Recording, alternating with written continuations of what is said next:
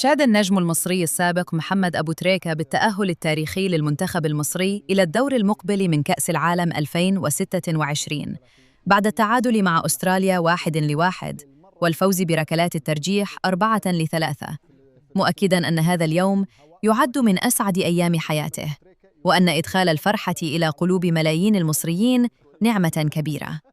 كما أثنى على المدرب حسام حسن، معتبراً أنه دخل التاريخ بهذا الإنجاز.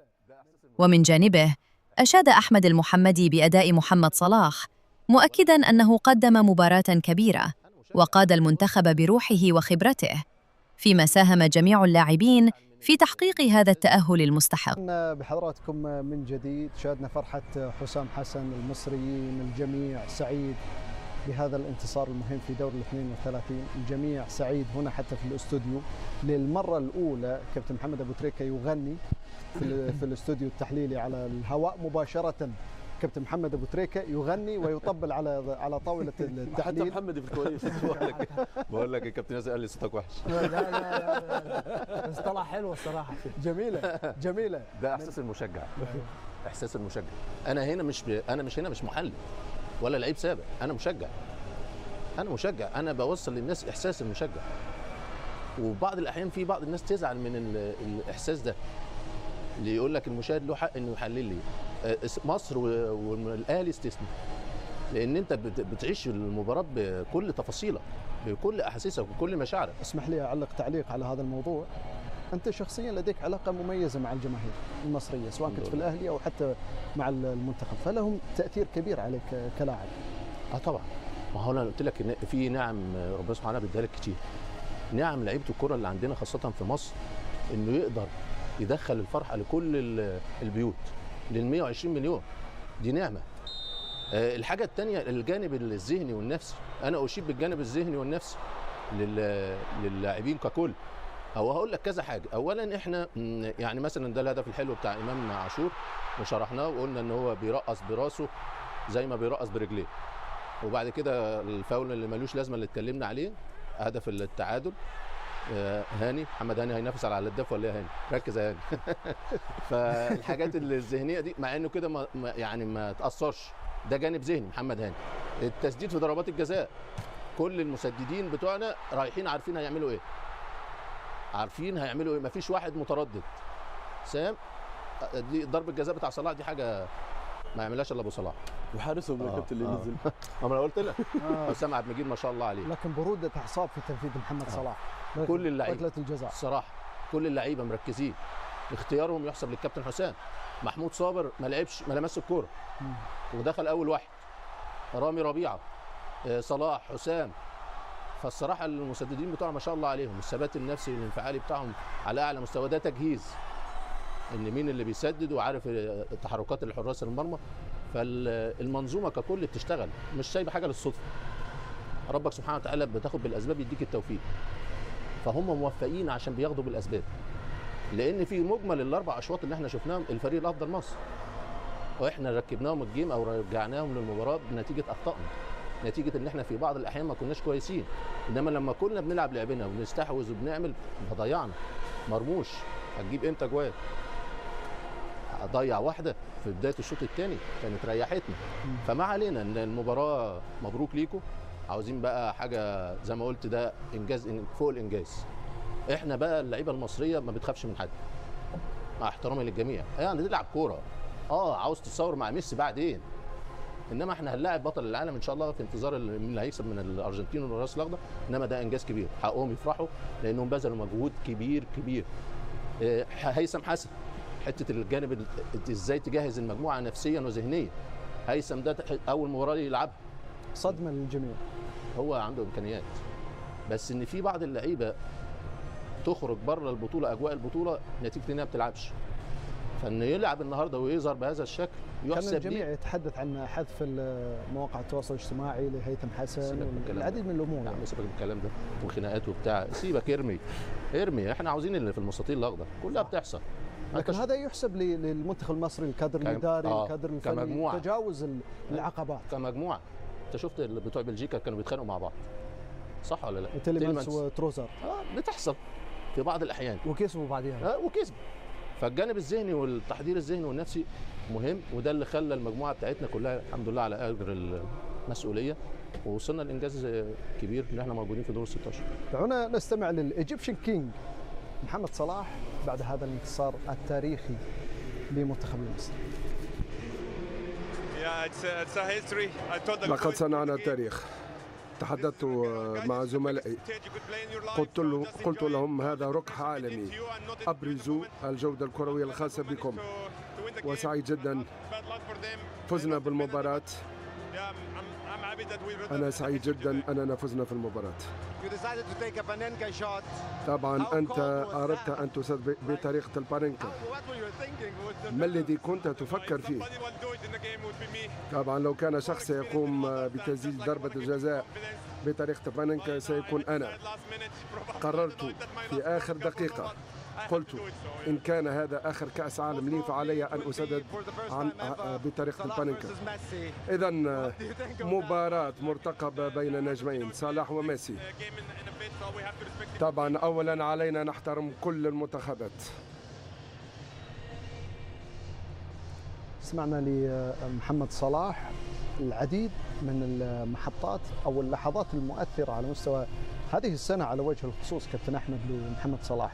الحفل الختامي في مغادرة ليفربول، والآن التأهل لدور ال16، لحظات مؤثرة كثيرا في تاريخ محمد صلاح الكروي على مستوى كرة القدم. ورسالة صلاح هيقول لك دي أفضل لحظة في تاريخه، الصعود لدور ال16 مع منتخب مصر في كأس العالم لأول مرة في التاريخ بالنسبة له. ولكن عبد العزيز يعني لما يكون لاعب في شك في إصابة خاصة العضلة الخلفية كمان، ويشارك ل 120 دقيقة ويحرز ركلة الجزاء بالطريقة ديت، ده يتعمل له تمثال صراحة. صلاح لا يمس بكل ما تحمله الكلمة من معنى. اللي عمله محمد صلاح غير طبيعي في كل شيء، يعني سيبك من تاريخه مع ليفربول كلنا عارفينه، ولكن مع منتخب مصر في أعظم بطولة في التاريخ وهي كأس العالم، ويستحق كل شيء، يستحق كل شيء. يعني اليوم شوف هو متحامل على نفسه في الملعب، شوف حتى في انطلاقاته في سبرنتاته بيتحامل على نفسه، وأدى دور أكثر من رائع في المباراة. فأنا أشوف إن هو صراحة يعني عمل كل شيء في مباراة اليوم، وختمها بضربة الجزاء كابتن أبو تريكة اتكلم عليها. أنا أشوف إنها من أفضل ضربات الجزاء اللي عملها. الضغوطات محتاج لاعب كبير، اللي يعمل بانينكا في الوقت ده محتاج لاعب كبير بشخصية قوية، هو صاحب شخصية قوية. فشوف ان هو كان دوره لعب دور كبير جدا في المباراة اليوم. وجوده في الملعب حتى بنصف قوته كان ليه تأثير كبير جدا على اللعيبة اللي حواليه. لما اللعيبة بتشوف صلاح في الملعب بيبقى عندهم ثقة، وفي أي وقت في المباراة ممكن يخلص المباراة، وشفناها في الإكسترا تايم في أوقات كتيرة كان ممكن يخلص المباراة. ولكن يعني كل اللعيبة أدت الدور بتاعها بشكل ممتاز، كل اللعيبة. اتكلمنا على اللاعبين البدلاء، تريزيجيه لما نزل بيلعب كوينج باك مش مركزه، ولكن المدرب ما فيش لعيبه، يعني لعيبه في عنده نقص في المكان ده. فتوح مصاب، كريم اتصاب في المباراه مع انه عمل مباراه كبيره. كريم حافظ كاول مباراه يبداها في كاس العالم كان لاعب ممتاز في 70 دقيقه اللي لعبها. كل اللعيبه، هيثم حسن لما نزل لاعب عبد العزيز مختلف، ما عندكش نوعيه اللاعب ده مش موجوده في منتخب مصر. لاعب واحد على واحد بيروح، عنده مهاره بيعدي، يعني مشابه لمرموش، ولكن مرموش بيروح بالدريبلينج ستريت، لكن هيثم مختلف، عنده مهاره بيقدر يروح ويروح بشكل ممتاز. فدي اضافه كبيره جدا لمنتخب مصر. الاداء العامل الذهني كان ممتاز، اللعيبه ما تاثرتش باي شيء برغم الاصابات. يمكن الكابتن حسام اتكلم عليها بعد المباراه الاخيره، بعد مباراه ايران، برغم الاصابات اللي موجوده، ولكن هو عنده ثقه في كل اللعيبه اللي موجوده، كل اللعيبه 26 اللي موجودين عنده ثقه فيهم، وده بان في مباراه اليوم. رغم الاصابات اللي حصلت، اللعيبه اللي دخلت ادت بشكل ممتاز. اصابه كريم، تريزيجيه دخل ادى بشكل اكثر من رائع. فبنشكر اللعيبه دي على المجهود، وزي ما ذكرت هم عملوا تاريخ لنفسهم وللكره المصريه. دعونا نستمع لمدرب منتخب مصر حسام حسن الذي اصبح اسطوره على مستوى التدريب بعدما كان اسطوره ايضا على مستوى كره القدم بعد هذا القصه. الحمد لله، بشكرك جدا ومبروك لمصر ومبروك للوطن العربي ومبروك لافريقيا. نجاحنا ومكسبنا وان احنا بنشرف الكره العربيه ونشرف الوطن العربي ونشرف الكره الافريقيه اللي احنا منهم، واللي احنا من العرب احنا منهم. فاعتقد ان انا كنت سعيد وكنت بتمنى من الله قبل المباراه بتنتهي، بقول يا رب نكسب عشان الناس الطيبين في مصر، المصريين في كل حته اللي هم عملوا ملحمه كبيره في كل حته في العالم، بتلاقي مصريين بعدد بكثافه، وفعلا هم عملوا حاجه جديده في كاس العالم، ان من احسن الجماهير واكثر الجماهير الكتيره اللي موجوده في البطوله. فهنيئا ليهم وبار لهم، يعني لكل الناس اللي في الشارع دلوقتي اللي في بيوتها، مبروك.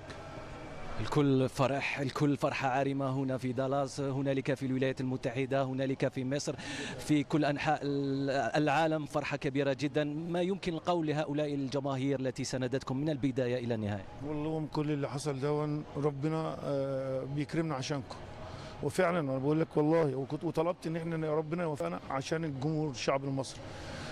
فعلا اي حاجه بتحصل عشان الناس الطيبين المصريين اللي موجودين في كل حته في العالم، والناس الطيبين اللي في الوطن العربي. وعايز اقول حاجه كمان، يعني قد ايه الشعب الفلسطيني اللي انا يعني بتمنى لهم وقلبي معاهم وروحي معاهم، قد ايه فرحانين عشاننا فانا بشكرهم جدا في كل حته، في كل ربنا ينجحهم وربنا ينصرهم وربنا يرحم شهدائهم. وبقول لهم انا بهدي الفوز ده للشعب المصري والشعب الفلسطيني الطيب الكريم. بارك الله فيك، ألف مبروك ألف مبروك، وحظ موفق إن شاء الله في الدور المقبل إن شاء الله. بارك الله فيك. نشرف الكرة العربية الأفريقية إن شاء الله. استمعنا للكابتن حسام حسن في تصريح يعتبر شجاع عند الانتصار، لم ينسى الشعب الفلسطيني، أهدى الانتصار للشعب الفلسطيني الذي كان دائما مؤازر لكرة القدم المصرية وللشعب المصري وأيضا للنجوم المصريين. من جانب آخر كابتن محمد أبو تريكة مرتبط كثيرا بهذا الموضوع على وجه الخصوص. هذه شجاعة كبيرة من كابتن حسام حسن في أن يذكر الشعب الفلسطيني في هذا التصريح بعد الانتصار. احنا تربينا على القضية الفلسطينية، الشعب المصري ككل. 120 امشي في الشارع كده تلاقي الواد الصغير اللي لسه مولود يقول لك فلسطين، نحرر فلسطين، قضية فلسطين، ده قدر مصر، مصر كبيرة الأمة، فده الطبيعي وكويس. أنا بشكر الكابتن حسام لأن في ساعة الفرح الناس بتنسى. كان ممكن يصرح عن المباراة لا فقط. لا، أنا زي ما قلت لك احنا شفنا الأغاني قبل الماتش، أغاني الناس بتعاني في غزة، أغاني تشجيع لمنتخب مصر، أغاني تشجيع، الناس بتعيش إبادة وفرحانه بالمنتخب مصر. ده قدر الكبير ودي نعمه كبيره للاعيبه منتخبنا خاصه، ان انت بتقدر تفرح مش مصر بس، انت بتفرح كل الدول العربيه وكل الدول الموجوده، انت بتمثل قاره كبيره، القاره الافريقيه. فنجاح ليه. حسام على فكره صادق في مشاعره، حسام صادق في مشاعره، حسام بيتكلم من القلب، حسام اللي في قلبه على لسانه. فزي ما هو قال كده دي ملحمه الجميع مشارك فيها، لاعبين بجمهور بجهاز بكله. فالملحمه دي الصراحه الاربع ماتشات دول يدرسوا، التاريخ ده يدرس، التاريخ اللي احنا بنشوفه ان انت تدخل الفرحه على الصغير وعلى الكبير، على الاهلاوي والزملكاوي والاسماعيلاوي والبورسعيدي وكله، كل المحافظات. العالم الوحيد اللي موجود هو علم مصر، الاحمر ابيض اسود، النسر موجود، الفرحه دي موجوده. فده نعمه كبيره، وده اكبر من نعم اللي انعم ربنا سبحانه وتعالى على لعيبه منتخب مصر، ان انت تقدر تفرح الصغير والكبير بجول، بترقيصه، بتاريخ، بانتصار. فالفرحه دي فرحه صادقه، فرحه صادقه.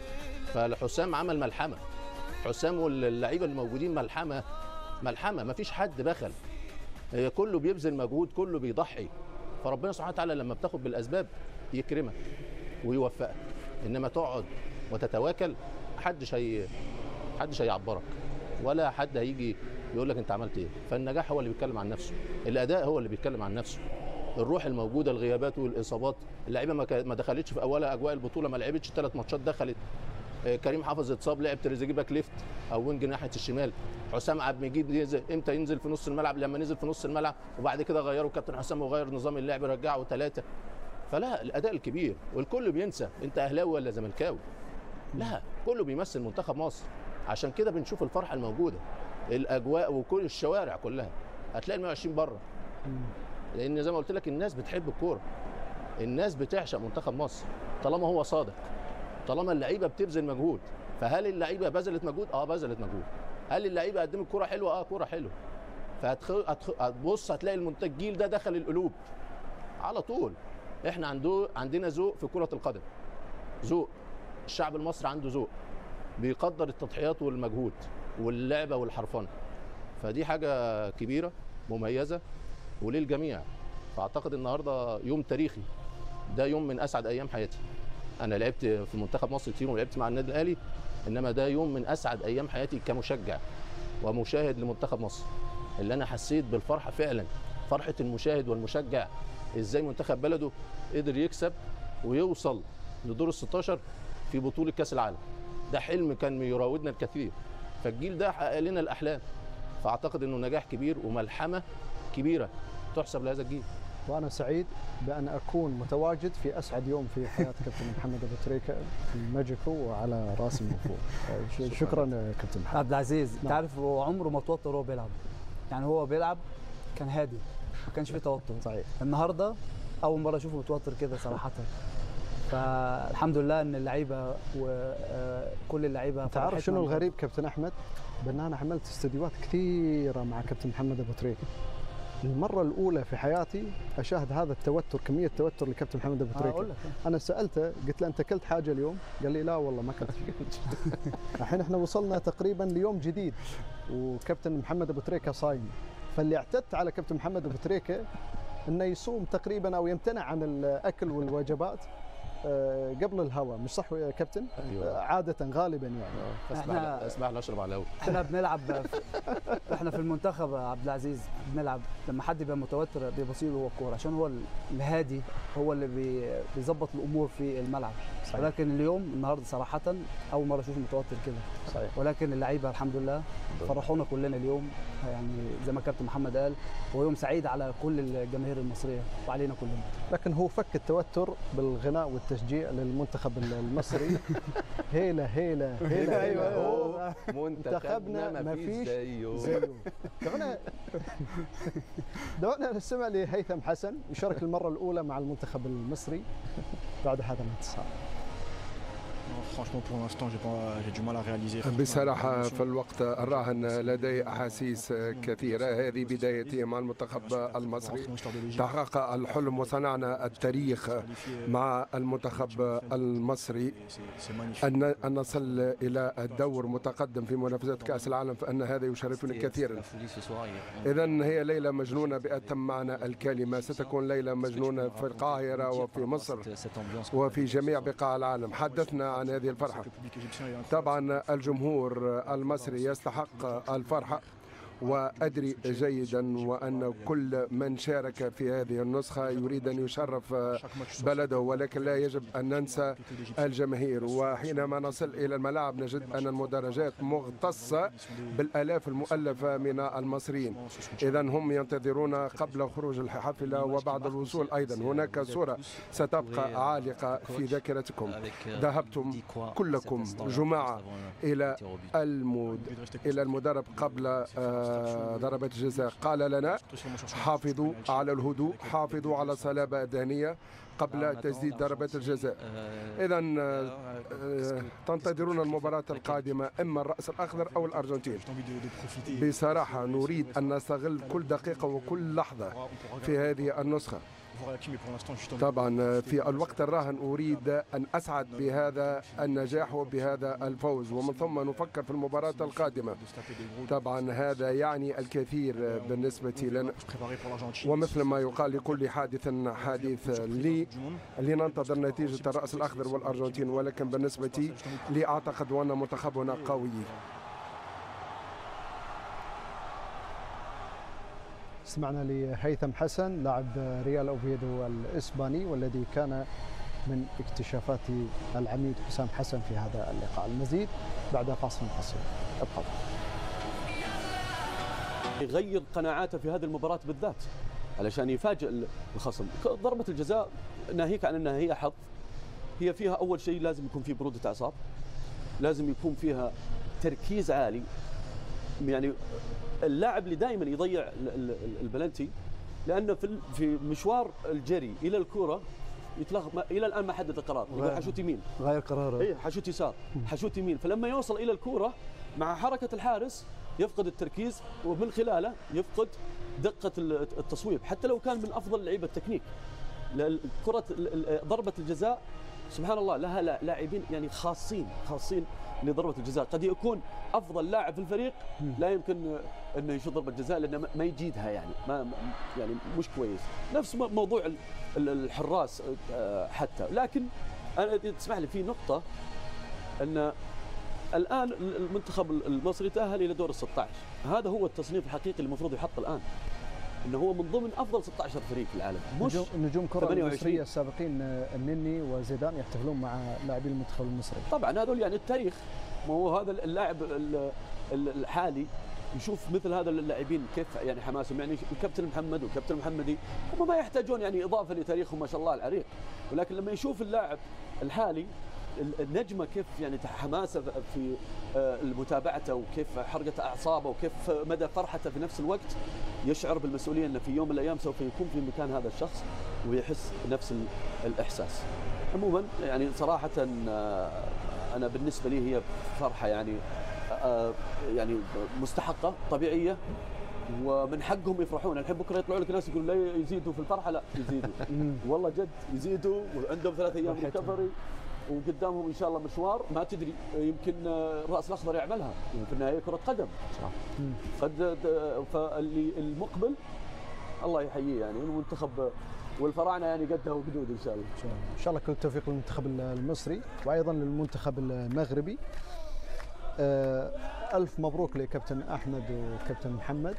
المنتخب المصري الان ارتقى على مستوى تصنيف الفيفا، اصبح الرابع وال20 بعد هذا الانتصار، يعتبر انجاز تاريخي. الف مبروك. انا بالنسبه لي خطا، هو 16 الان، هو 16 في العالم وهذا كاس عالم. صحيح، هذا المفروض التصنيف هنا. صحيح جدا لازم تقيم بالطريقه دي، لان هي المنافسه، مو يعني المنتخب البلجيكي كم قاعد تصنيفه اول ولم يحقق اي بطوله.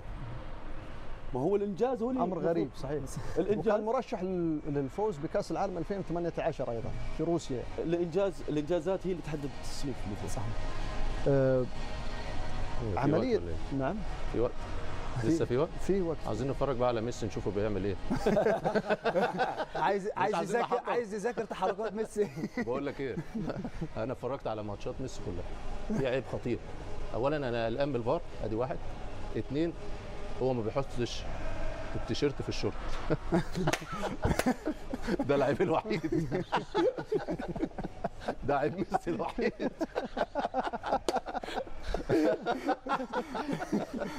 ده كابتن لو حط تيشيرت في الشورت يا كابتن ايه اللي هيحصل؟ يعني يدخلوا له الفانيلا في الشورت، يعني بالظبط ايه اللي هيحصل؟ فعلا نلعب عليه.